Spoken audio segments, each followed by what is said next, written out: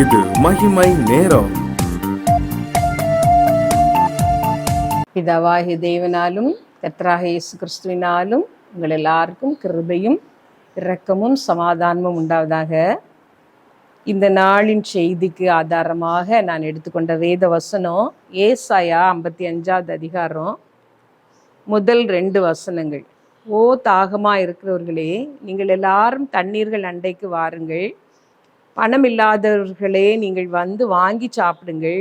நீங்கள் வந்து பணமுமின்றி விலையுமின்றி திராட்சரசமும் பாலும் கொள்ளுங்கள். நீங்கள் அப்பமல்லாததற்காக பணத்தையும் திருப்தி செய்யாத பொருளுக்காக உங்கள் பிரயாசத்தையும் செலவழிப்பானேன். நீங்கள் எனக்கு கவனமாய் செவி கொடுத்து நல்லமானதை சாப்பிடுங்கள். அப்பொழுது உங்கள் ஆத்மா கொழுப்பான பதார்த்தத்தினால் மகிழ்ச்சியாகும். நீங்கள் எனக்கு கவனமாய் செவி கொடுத்து நலமானதை சாப்பிடுங்கள். அப்பமல்லாததற்காக உங்கள் பணத்தை செலவழிப்பானேன். ஒருவர் அவர் கிறிஸ்துவை அறிந்த குடும்பத்தில் பிறந்து வளரவில்லை. அவருடைய வாலிப வயதிலே எல்லாரையும் போல அவருக்கும் ஒரு ஆசை வந்தது. இந்த உலகத்திலே நான் நன்றாக இருக்க வேண்டும், என்னுடைய குடும்பம் நன்றாக இருக்க வேண்டும், நான் கடினமாக பிரயாசப்பட்டாவது என்னுடைய குடும்பத்தை வாழ வைக்க வேண்டும், நல்ல நிலைக்கு வர வேண்டும் என்று சொல்லி அவர் பிரயாசப்பட்டார். ஆனால் அவருடைய பிரயாசங்கள் எல்லாம் வீண் போல அவருக்கு நஷ்டத்தின் மேல் நஷ்டம் வந்தது. சரி, நம்முடைய பிரயாசத்தினால் நம்முடைய முயற்சியினால் பலன் இல்லாதது போல இருக்கிறது, இனி தெய்வ பக்தியிலே முயற்சி செய்து பார்ப்போம் என்று சொல்லி பக்தியோடு அவர் காரியங்களை செய்ய தொடங்கினார். அவர் கிறிஸ்தவர் இல்லை, ஆகவே அவருக்கு தெரிந்த எல்லா காரியங்களையும் அவர் செய்தார். எல்லா தெய்வத்தையும் அவர் தேடினார். அவருடைய பிரச்சனைகளும் பாடுகளும் அதிகமானதே ஒழிய அவருக்கு ஒரு சமாதானமும் இல்லை, அவருடைய முயற்சிகளிலே ஒரு வெற்றியும் வரவில்லை.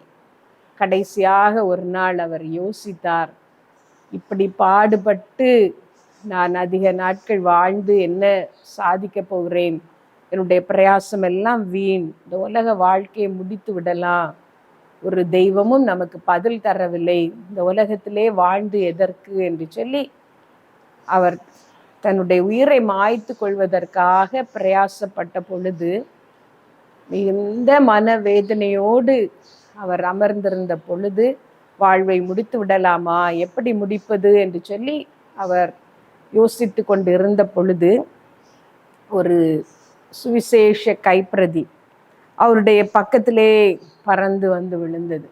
அது விழுந்த அந்த வார்த்தை, அதிலே ஒரு வசனம் இருந்தது. அதிலே போட்டிருந்தது, வருத்தப்பட்டு பாரம் சுமக்கிறவர்களே, நீங்கள் எல்லாரும் என்னிடத்தில் வாருங்கள், நான் உங்களுக்கு இளைப்பாறுதல் தருகிறேன் என்று சொல்லி அந்த வார்த்தை அவரோடு ஏதோ சொன்னது போல் இருந்தது. அவருடைய உள்ளத்திலே ஏதோ ஒரு சின்ன சமாதானம், ஒரு சின்ன வெளிச்சம் வீசினது போல் இருந்தது. அது தனக்குரிய வார்த்தை, அந்த நேரத்திற்கு அது ஏதோ ஒரு தெய்வம் நமக்கு தருகிற வார்த்தை என்று சொல்லி அதை திரும்ப திரும்ப படித்தார்.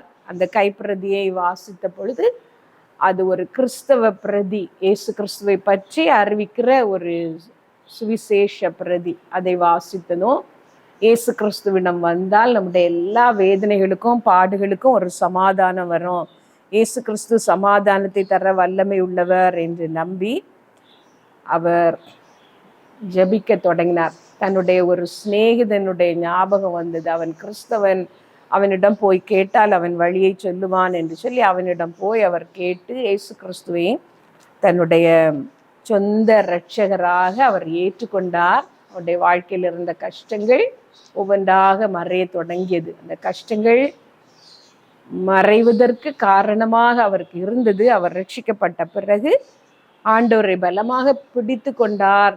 அந்த வசனத்தை உறுதியாக அவர் நம்பினார். என்னிடத்தில் வாருங்கள், நான் உங்களுக்கு இளைப்பாறுதல் தருகிறேன், என் நுகத்தை ஏற்றுக்கொள்ளுங்கள் என்று சொன்ன அந்த வார்த்தையை அவர் பிடித்து கொண்டு வேத வசனத்தை வாசிக்க தொடங்கினார்.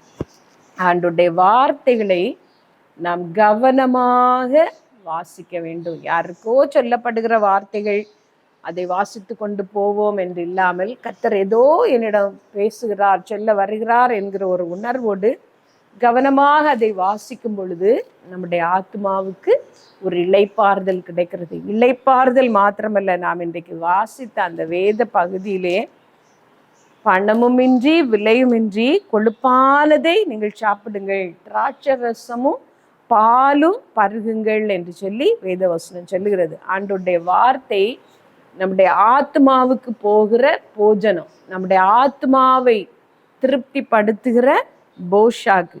பால் குடித்தால் எப்படி ஒரு திருப்தி வருகிறதோ, வயிறு நிரம்பி சாப்பிட்டு விட்ட ஒரு திருப்தி வருகிறதோ, எப்படி நல்ல திராட்சை ரசம் குடிக்கும் பொழுது நாம் திருப்தி படுகிறோமோ, அதே போல ஆண்டுடைய வார்த்தைகளை நாம் கவனமாக செவி கொடுக்கும் பொழுது அது நமக்கு ஒரு திருப்தியை, உங்கள் ஆத்மா கொழுப்பான பதார்த்தத்தினால் மகிழ்ச்சி ஆகும் என்று சொல்லியிருக்கிறது. நம்முடைய உள்ளான மனிதன், நம்முடைய ஆத்மா மகிழ்ச்சி ஆவதற்கு ஆண்டுடைய வார்த்தைகள் நமக்கு உதவி செய்கிறது. ஆண்டுடைய வார்த்தைகளுக்கு நாம் செவி கொடுக்க வேண்டும். ஏனோதானோ என்று சொல்லி அதை படிக்காமல் கவனமாக அதை படிக்க வேண்டும். இந்த செய்தியை கேட்கிற நீங்கள் இதுவரைக்கும் ஆண்டுடைய வார்த்தைகளை தினமும் ஒழுங்காக படிக்கிற ஒரு பழக்கம் உள்ளவர்கள் இல்லை என்றால், இந்த நாளிலே ஒரு தீர்மானம் எடுத்துக்கொள்ளுங்கள். ஒவ்வொரு நாளும் காலை வேளையிலே, இந்த நாளிலே கர்த்தர் என்னுடைய ஆத்மாவுக்காக எனக்காக தருகிற வேத வசனம் எது, ஆண்டவர் இந்த என்ன போஷாக்கு, என்ன உணவு எனக்கு வைத்திருக்கிறார், அதை நான் பெற்றுக்கொள்ள வேண்டும். என்னுடைய உள்ளான மனிதன் சோர்ந்து போகாதபடிக்கு, புஷ்டியும் திராணியமுள்ள ஒரு மனிதனாக நான் இருக்கும்படிக்கு கர்த்தர் இந்த நாளிலே எனக்கு தருகிற வார்த்தை எது என்று சொல்லி ஒவ்வொரு நாளும் நீங்கள் அதை கவனமாக படிக்க வேண்டும். ஆண்டவருடைய வார்த்தைகள் உங்களுக்கென்று கர்த்தர் தருவதாக நீங்கள் அதை ஏற்றுக்கொள்ள வேண்டும். இருதயத்திலே அதை ஏற்றுக்கொண்டு அதற்கு நீங்கள் கீழ்ப்படியும் பொழுது உங்கள் உள்ளான மனிதன் பலனடைவது மாத்திரம் அல்ல, மற்றவர்களுக்கு பிரயோஜனமுள்ள ஒரு ஆவிக்குரிய வாழ்க்கை வாழ உங்களுக்கு அது உதவியாக இருக்கும். நீங்கள் காலையிலே வேதத்தை படிக்கும் பொழுது சில வேளைகளிலே கர்த்தர் கட்டளையாக உங்களுக்கு ஒரு வார்த்தையை தரலாம். எல்லா காவலோடும் உன் இருதயத்தை காத்துக்கொள் என்கிற ஒரு வசனம் ஆண்டவர் உங்களுக்கு தரலாம். அந்த நாளிலே உங்கள் மனதும் மாமிசமும் விரும்புகிறதெல்லாம் செய்யும்படியான ஒரு சூழ்நிலை உங்களுக்கு உண்டாகலாம். ஆனால் இந்த வார்த்தையை நீங்கள் ஏற்றுக்கொள்ளும் பொழுது, அந்த வார்த்தையை திரும்ப திரும்ப சொல்லி கொண்டு இருக்கும் பொழுது உங்கள் இருதயத்தை காத்து கொள்ளுகிற ஒரு பலன் உங்களுக்கு கிடைக்கும். சில வேளைகளிலே கர்த்தர் காலையிலே உங்களை பலப்படுத்தும்படியான, அன்னைக்கு வருகிற போராட்டத்தை மேற்கொள்ளும்படியான ஒரு வார்த்தையை உங்களுக்கு தரலாம். பயப்படாதே, நான் உன்னோடு கூட இருக்கிறேன் என்கிற வசனம் கர்த்தர் உங்களுக்கு தரலாம். நீ தண்ணீர்களை கடக்கும்போது நான் உன்னோடு கூட இருப்பேன் என்கிற வசனத்தை உங்களுக்கு தரலாம். அதை திரும்ப திரும்ப நீங்கள் அந்த நாளிலே சொல்லிக்கொண்டே இருங்கள். அன்று பார்த்து உங்களுக்கென்று வருகிற பிரச்சனைகள், போராட்டங்கள் எல்லாவற்றையும் மேற்கொள்ள அந்த வார்த்தை உங்களுக்கு பலன் தரும்.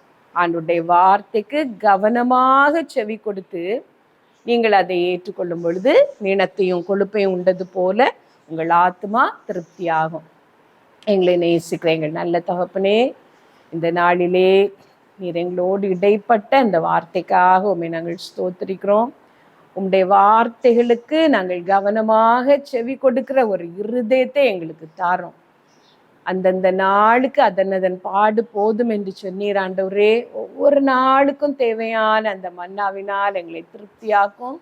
எங்கள் வாழ்க்கையிலே உம்மை நேசிக்கும். உம்முடைய வார்த்தைகளோடு நாங்கள் ஒரு நெருங்கின உறவை ஏற்படுத்தி கொள்ளவும் எங்களுக்கு உதவி செய்யும். எங்களை ஆசீர்வதியும். இயேசு நாமத்தில் கேட்கிறோம் ஜீவனுள்ள எங்கள் நல்ல பிதாவே, ஆமேன்.